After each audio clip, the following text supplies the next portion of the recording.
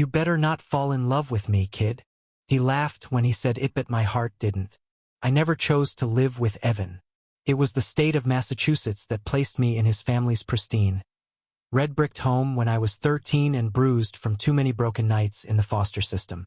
I was an Omega small, soft-spoken, and by every societal standard, the one who needed protection. And Evan was a beta with alpha tendencies, broad shoulders, sharper wit, and a temper that ignited faster than 4th of July fireworks. But from day one, he shielded me.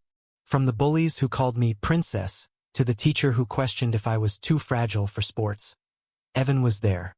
Punch here, a smart remark there. He wasn't gentle, but he was safe.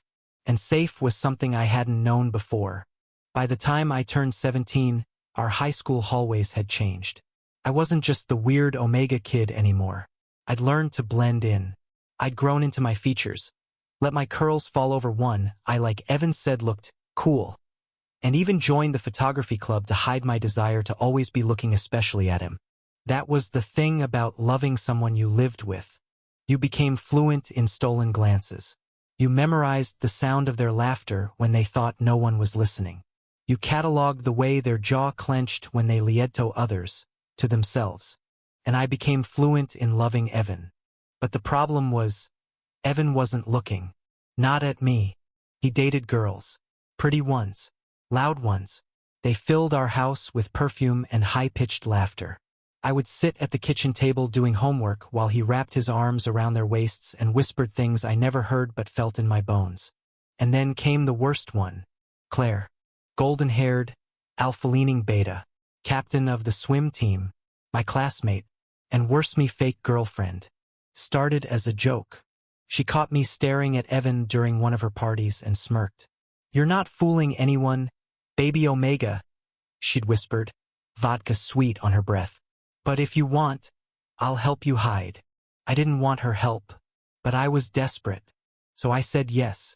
We dated publicly, held hands in the hallway, sat together at lunch.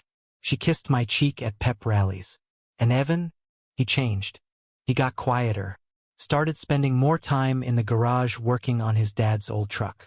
When we talked, he avoided eye contact. When Claire was around, he left the room. I told myself it was fine. This was what I wanted. I was building a lie strong enough to bury the truth. But the problem with lies? They don't stay buried. One night in late October, Evan came home with blood on his knuckles. He didn't speak as he dropped onto the couch, breathing heavy. I sat beside him, silent.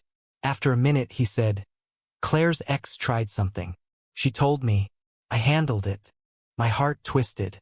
"You're always handling things for people." He looked at me then. Really looked. His jaw was tight, eyes dark. "Not for people," he said. "For you." I swallowed. "Even now." He laughed once, bitter. "Especially now. Because you're too busy pretending to love her to see that I've been pretending too." The room went still. Even the air paused. My breath caught. "Pretending what?" He leaned forward, close enough that I could feel the heat of him. "Pretending that I'm okay watching you be with someone else. That I'm okay not touching you, not kissing you, not waking up next to you." I couldn't move. The truth was a blade between us, Harp. Undeniable. He exhaled. "But I'm not okay." Neither was I. So I kissed him. It wasn't soft or perfect. It was trembling hands and tear-salted lips and 5 years of longing pressed into a single breathless moment.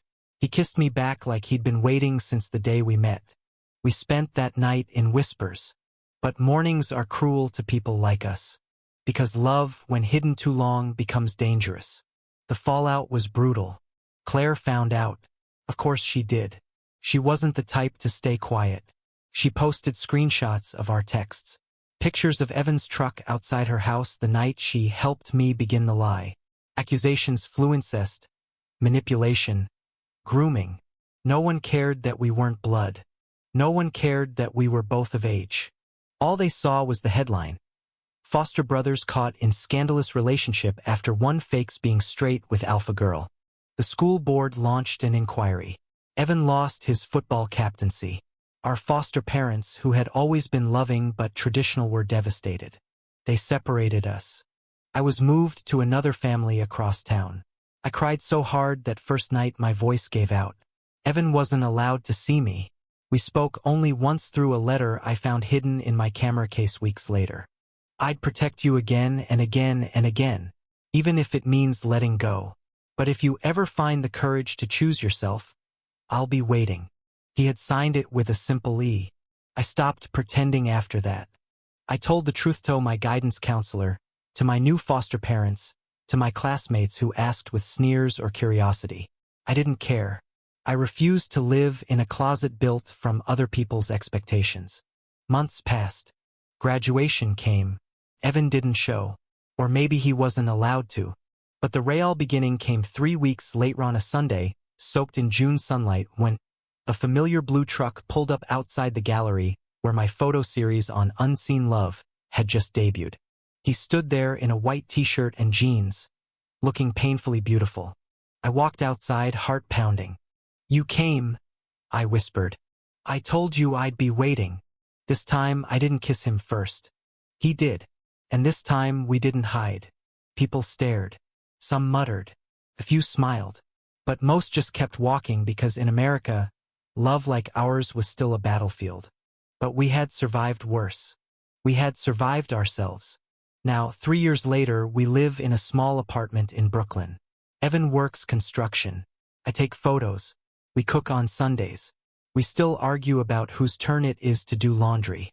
And we love, not in secret, but in defiance. Sometimes he'll catch me watching him and smile. "Still pretending?" he'll ask. And I'll laugh, pull him close, and whisper, "Never again." Because real love isn't about hiding. It's about choosing. And I choose him. Every time. Thank you for listening. If you find it interesting, please like and subscribe to follow the next stories.